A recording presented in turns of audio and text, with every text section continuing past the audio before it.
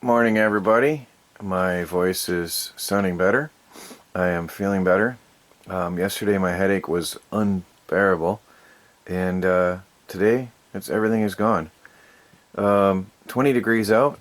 It's a heat wave today, and I've got the stove damped down, so it's only 70 degrees indoors. I have a problem with keeping the humidity up. That is a problem. I've got to get a lot more water on that wood stove, but while I was sick, my water did freeze. So I have to be honest, and I've also been rethinking things out here at the homestead. Some of you are going to be happy, some are going to be shocked, some are going to be angry, and some are going to say, I told you so. Seems like every video anyway. But let's show you what's going on out here. It's winter, finally. And we've got a pretty gentle snow coming down. I'll take you out to the front window and maybe we can see the snowflakes coming down. But you can see a little bit. It's really pretty. And it's nice to be feeling good finally. So let's go look outside.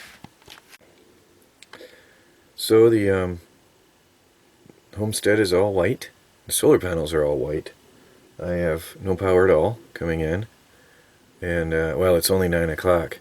But when the snow stops, I'll sweep off the panels, and that'll greatly improve my solar power coming into the tiny house. That'll make a huge difference. Now, I've been rethinking things a lot the last few weeks, and I'm happy I did not start on the greenhouse. It's been bugging me all along. I know a lot of you don't like the window scenes, but I'm not going to stand outside in this temperature after just recovering from being sick and talk to you on the camera. But I want to tell you my ideas and get your opinion. I've been really thinking long and hard. These rocks here in front of the house are beautiful. And you can't see them right now with my porch thing here, but these my rock flower beds and herb gardens are really pretty. And it's been bugging me that if I put the porch in front of the tiny house, it's going to distract from the tiny house. And it being a tiny house in itself is a great thing. Oh, look, I wonder if I can zoom in. There's an army of deer coming through. They make their daily trip through there. Those deer are always there. Every day around 9 o'clock. Every single day around 9 o'clock. There's a herd of deer come through there. Same deer every single day. But they are flighty. I'll tell you what, I've never been able to hunt those deer. All these years, 3 years I've been here, those deer are flighty. Oh, they're gone. Oh, they're off into the distance back in the woods. Anyway, they are flighty, those deer. And they are, if you make a single bit of noise at all, they're gone. But back to the story. Okay, it's been bugging me that the greenhouse porch will take away from my tiny house on wheels. And the tiny house being a tiny house is unique in that, in itself. And I think that having the porch in front of it, it was really bugging me that it would distract from the tiny house. You wouldn't see it anymore. And so I'm rethinking that. And what I'm really considering now, another thing that's been bugging me is, sorry, Felix is playing with a cardboard box. Another thing that's been bugging me is a greenhouse is humid. And I know some people have mentioned that, and I've been studying some books and stuff and really thinking it's been bugging me a lot that the humidity in a greenhouse is really high. And actually I've been looking at some winter greenhouses recently at the university, and they're just wet, sopping wet inside. And I kept asking myself, do I really want that up against my house? Now granted, the humidity will be great for inside my house because it's so dry in here in winter, but I'm afraid it might rot the exterior of the house. So that has been bugging me. So I think what we're going to do this year, I'm hoping Melanie gets here soon, and we're going to rework this entire meadow together. I want to have her sit down and look through some books and ideas with me that the chickens are not gonna be in the middle of the meadow anymore. They're gonna be off to the side as planned, and the meadow is gonna be a garden. The entire meadow will be like an herbal garden. Now this will take years in the making, but so don't freak out. But I'll have winding walk through gardens out there. And where that camper is, right there, is roughly where the greenhouse will be. I'm going to cut down that little bunch of trees. Right, where's my finger? Oh, here's my finger. Ooh, right there. That doesn't really zoom.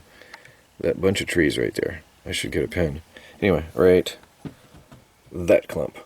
That bunch needs to go, which I've always wanted to take out anyway because it blocks my fading sunlight in the afternoons. So I'm going to clear out that little bit of area, and I'm going to do it actually this winter while the wood is dry, and clear out that entire spot out there. And then I'll have more sunlight on the greenhouse, which is going to be right about where that camper is. So that camper will be moved, and I'll build a nice greenhouse back there on the back side of the meadow. And that's where I'll have my aquaponics. Now this is theorizing, but I've been really thinking a lot about it recently, and I want to know your opinion. So again, nobody freak out at me and yell at me or whatever. I'm just getting opinions here, so tell me what you think. I'm thinking the majority will agree that not having that humidity on the house is a wise idea, because that's been bugging me. Plus, like I said, it'll distract from the house itself. So anyway, I'm feeling better, so I'm going to try to get some work done. I'm going to take it a little bit easier though, so I don't overdo it. But back in business at the off-grid homestead and the tiny house on wheels. Hi everybody. Well, it stopped snowing, so now I can see, yeah, it's time to sweep the solar panels. I'll sweep them off and we'll start producing some power. The advantage of snow in winter is it will increase my solar power production, so I'm going to get that cleaned off right away. Hi everybody, it is 12:30 in the afternoon. 32, a whopping 32 degrees out. That's the first time it's been above freezing in a week. I'm feeling really good right now. I want to tell you about my solar power and why my place is not typical of your standard situation. Let me go over to the charge controller. Let me see here, sorry, a little jerkiness. My batteries are charging, but it's very, very low power. I've got 600 watts of solar panels out there, but I'm only bringing in an average of 100 watts. Now, why would that be at 12:30 in the afternoon? Why am I only bringing in 100 watts of power? It's not my wires, it's not my charge controller, it's not my solar panel. I see a lot of people actually getting mad and furious with me and keep telling me, get bigger wires, get bigger wires, get bigger wires. Calling me all kinds of stuff, and people are really getting upset. But what people don't understand, my solar panels are connected together in series to give me a higher voltage into my MPPT solar charge controller. I can put up to 130 volts into this solar charge controller and then putting out 13.5, 14 volts for the batteries. So why am I not getting any power at 12:30 in the afternoon? Let's go outside and have a look. Well, of course, a cloud went over just as I came outside, but what we have here, 12:30 in the afternoon, is, sorry, the wind is terrible. I'm going to get my wind turbine up in the house soon. I hope you can hear me. 12:30 in the afternoon, and here's why I don't get any solar power, all right? The sun is below the trees yet, and I'm only getting indirect sunlight right now in certain parts of the meadow. Now, people have talked about if I should move the panels around. I had some over here which I disconnected a while back and haven't hooked back up because that wire was too thin. That really was a thin wire. In summer that was actually getting hot, that wire. Now it would help me a lot, so I'm going to put them back on. But right now in winter I only get morning sunlight here, okay, and afternoon sunlight here. So right now, boy, I hope you can hear me. The wind is bad. Right now, the sunlight is, the shadows are halfway across the yard. So I'm only getting full sunlight here right now. But in a couple hours, it'll be all right here. All right? So that sun is only clearing the trees from about here to here. in this time of year. So I'm only getting 2 to 3 hours of direct sunlight on my solar panels in winter because the sun is not clearing the trees. Now, I did say I'll get more power when the leaves are off the trees. Absolutely, because there's some power. There's at least 100 watts coming in right now onto my solar panels with those leaves gone. So I wasn't lying about that. You can see it now. I'm getting some power, because filtered though. It's filtered sunlight through the trees. But the problem is I get almost all filtered sunlight most of the day, because then it goes down through this way. So the location I'm in the middle of a meadow surrounded by trees, which most homes are not. Most homes hardly have any trees at all near them. And if they want to put up solar, they probably cut down a tree so they have full sunlight on the roof of their house all day long unhindered. And that's why my solar power is reduced compared to most homes. There's nothing I can do about it except getting the solar panels up in the air, which is, you can tell I'm healthier now. My throat is still a little bit gunked up, but I'm pretty good now. My plan, as I had talked about last year, is to put a overhang up here and hang my solar panels on that. It's still not going to be the best. It won't be as good as somebody who is fully in a clearing all day long, because you can see there's shadows on my tiny house, so I have to clear out some more trees still. But it will be better and improved having the solar panels hanging up here on a bit of an overhang up there. So that's the plan. That is exactly what I'm going to do. I'll probably divide it and break it off over the window, so I have a maybe put a clear plexiglass or something over the window so I get sunlight more, unhindered sunlight. But I want the solar panels up there so they're by the house, they're off the ground. I don't like this down here, it's ugly. I want them permanently up there from now on, and then I'll make them adjustable. That's going to be a big project, but it's something I'm thinking about doing, and I've been thinking about for a long time now. So, back in the house, I've got some work to do, and then I'll be back at the camera in a while. Hi everybody, I am sorting my bookshelves. I've got some movies up on top, and some reference books, and some religious books, and I got survival books, and I've got some photo albums and stuff on the bottom. And that's why it looks sort of haphazard right now. I am sorting everything out, and just wanted to share with you what I'm spending my time on right now. And that is right here, just getting this all organized so it's all nice and neat. Because my books have been scattered all over the place in boxes and bags, and now it's time to put them away neatly on a cold wintry day like today. Good evening everybody. Just a reminder, check out my channel, TR Tech Tactical and Survival, if you have not already.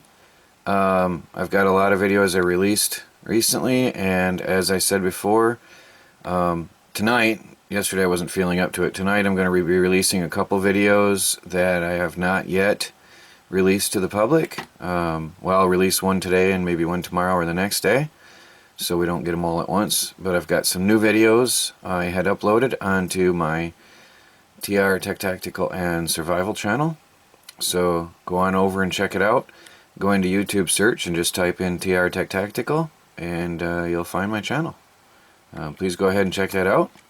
And please do subscribe while you're over there. There's a lot of cool outdoor camping and survival videos and some product reviews, and especially, most important of all, is my bug out bag and survival gear that I carry with me every day. And one of the videos, I think it's at least one more to come, if not two more to come, are about my bug out gear and everyday carry gear. And a lot of people are asking me about what kind of a weapon do I carry. I never mention weapons in my survival and bug out bags. Well, coming up, coming soon, I talk about what I carry, and I show it on the video, revealed to all, finally. So check that out. Also, go on over to the Do-It-Yourself World store, and that you just find by clicking on the store on www.thedoityourselfworld.com. And that link you can always find in the description of every one of my videos, at the bottom of the description. And then you just click on the store, and you can get your coffee mugs and your beer can cozies, or soda can cozies, either way you want to call it. Very affordable and pretty good stuff, and helps support the off-grid project. So, talk to y'all later. Hi everybody. It was my first day back to work after being down and out for a while, and I ran into town and picked up some supplies, ran some errands. Had a birthday package from my friend Brian arrived. I want to say thank you very much. I received that. I wanted to tell you in front of the world instead of texting or calling. So that was very nice of you. I'll be checking out the book. There's a book, Good Bug, Bad Bug, and or Good Bugs, Bad Bugs. Tells which bugs are good bugs in the garden and which ones are bad bugs. And he said he looked at the book and found some bugs that he didn't know were bad bugs, or good bugs. Thought they were bad, but didn't know they were good. So it'll be interesting to go through that. So I worked at gathering a little bit of firewood today, and not really like chopping or cutting. I was gathering like pieces that I had scattered around, keeping the tiny house warm. I worked upstairs on the bookshelves. I've still got some sorting to do. It looks very chaotic, but what I'm doing is organizing from highest to lowest in size, and from left to right, and I'm also organizing by category. So I have, like, for example, survival and reference books all organized on one shelf unit. And then on another shelf unit I have antique books. I have classics and antiques. I have just a shelf of antiques, but I like books. I really love books. And when the grid goes down one day, or whatever disaster, whatever, who knows, I have books. I have entertainment. And people get back to the old ways, reading books. One day the internet might not be there, and you never know. One day DVDs and stuff like that might be a thing of the past. You just never know. But books are always going to be there. They're always a solid reference in your hand. So I believe in having certain books. I'm getting rid of all my, I do have another shelf though that is all entertainment books, just novels and stories, and I'm slowly reading them out. I'm reducing that type of stuff because it's not as, it just takes up a lot of space. I'm going to have one row for, survival, just for entertainment in a survival situation, but I'm not going to have a lot of like novel type books around. The classics, the antiques and the classics are definitely a keeper though. Those are hundreds of years and they're still read in schools and used for teaching today, so those are keepers. And then I've got some bigger reference books on the bottom, gardening and herbal gardens and tree identification and pruning and stuff like that. The thicker books. And then I've got my religious books, just Bible studies and stuff like that.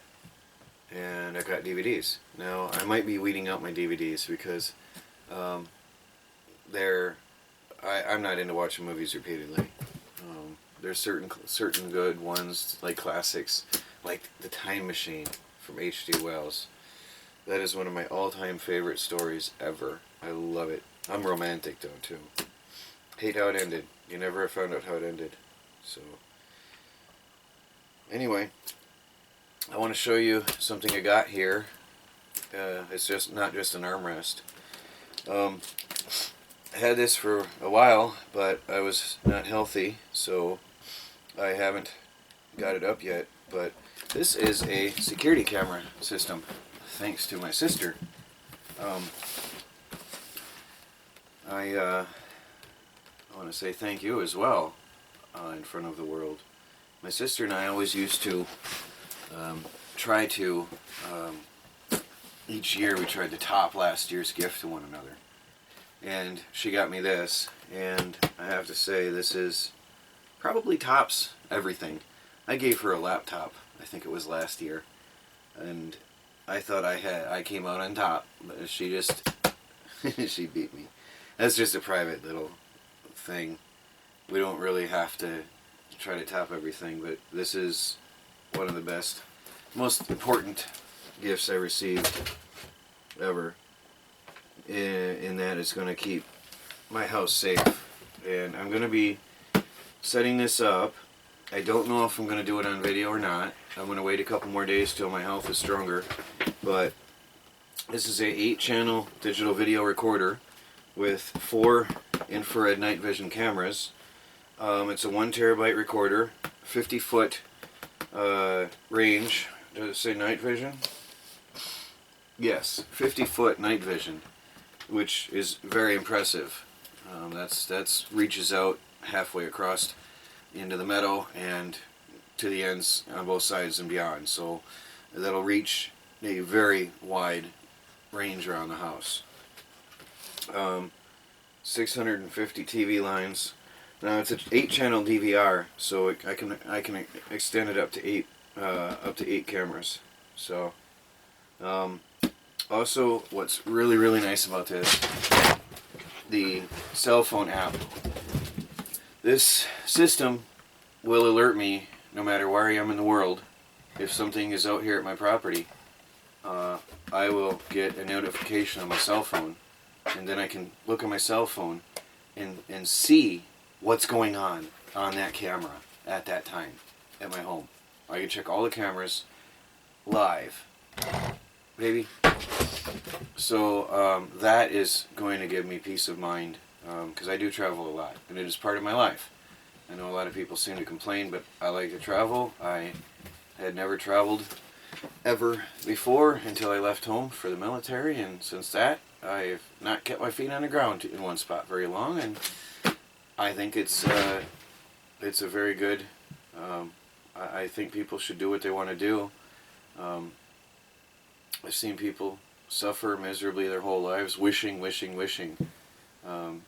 getting old and looking back and wishing they had done stuff that they never did. Well, I'm not going to be like that. So anyway, the phone app is great because I am going to have peace. Imagine somebody's here in the property. I don't care if their face is covered and you can't recognize a thing on of them. I'm going to know instantaneously on my phone. Let's say I'm in the Philippines again or whatever, and I get a message. If somebody's on this property, I get a message on my phone right now. I can check live and see if there's somebody here, or if it was a squirrel or a chipmunk or whatever. If there's a person, I don't care if you can see them or not, I can have the police here, and I'll have peace of mind and safety. That is great. It runs through the provider's software and server. So I'm not sure if I can get it onto my own web pages, but if I can, that'll be the answer to everything I always wanted to do. This would be it. If I can get this to go up online on a server, on a computer server, then that'll be the answer. I'd have the 4 cameras that I always wanted, 24/7 on my websites, and then you, my viewer, will be in essence my security. Because no matter what, day or night, 24 hours, if somebody is out here messing around, not only will I get a notification on my phone, but if I'm out of a signal area, you guys will see it. Somebody's going to call the cops. So definitely I'll have peace of mind and security in the future. So I'm going to be getting this up, and thank you very much, Danielle. Really appreciate this. I don't think you have any idea how much this means to me and how much it's going to help. So anyway, I wanted to share that with you. And again, I'm not sure if I'm going to be showing it on video, although like I said, if I do manage to get it online, you guys are always going to see it anyway, so there's no secret about the fact that I'm going to have the system, and the placement of the cameras won't matter even if I show you where they are or not, because this is going to be on its own dedicated solar power system. Baby, stop. Hey, as I say stop, she still pushes on the camera. Baby, don't! Monster? So, anyway, these are going to have their own dedicated solar power and battery bank. Now, you guys have all been wondering, why are you messing with those batteries? Why are you working with junk batteries all the time? Well, now you know the answer. I was planning on getting cameras hopefully anyway. I just figured I'd be saving up for them and buying them myself. But I have an extra solar charge controller. I have some new solar panels. And I've got batteries that I've been testing extensively. Now, I've got the dedicated separate power system for this. So, I'm not going to show you how that's connected though, for obvious reasons, but then again, there's no way somebody's going to get past these cameras without me knowing. So, I'll be good to go. So that's the plans for sometime in the near future here, is putting this together. I'm hoping tomorrow's a sunny day. Today was partly sunny. It was beautiful the first half of the day. Well, it was partly sunny. But then the clouds came in and it was really... Baby, don't! Then the clouds came in and it was really dark and gray the rest of the day, and I had no power coming in at all. So anyway, I lost my train of thought, stupid cat. I don't know why she does that. Anyway, yeah, I don't have enough power extra because we've had a period of gray, dark, gloomy days. Long period of days. I was not using any power anyway the last week, so it didn't matter. I didn't worry about a thing. Haven't needed the generator or anything. Today the batteries didn't get fully up to where I feel good about really using any heavy power, so that'll go until a sunny day, and I'm going to be hooking these up. Although I might be experimenting tonight just for kicks, but before I really get online and start working on their server and everything, I want to do it in the sunny day when I've got solar power kicking in. Alright, well, I'm going to process this video and get this up live to you today. Well, as live as can be. So you got something to see and know that I'm feeling better, doing better, and I'm back on my feet again. I'm back. The do-it-yourself world and the off-grid project. Talk to you later.